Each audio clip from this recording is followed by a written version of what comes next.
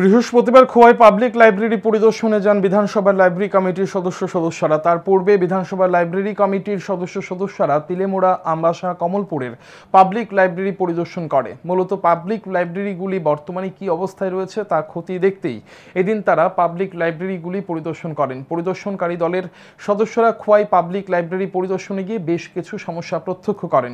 পরে বিধানসভার লাইব্রেরি কমিটির এক সদস্য জানান, খোয়াই পাবলিক লাইব্রেরির ছাদ চুয়ে জল পড়েছে।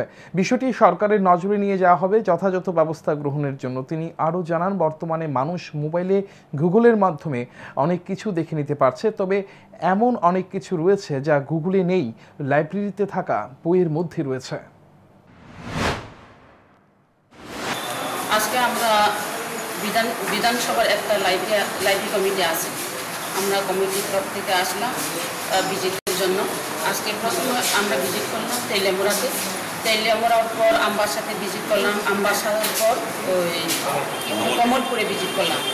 তো এটা হচ্ছে লাস্ট, এরপরে মোহনপুরে ভিজিট করলাম।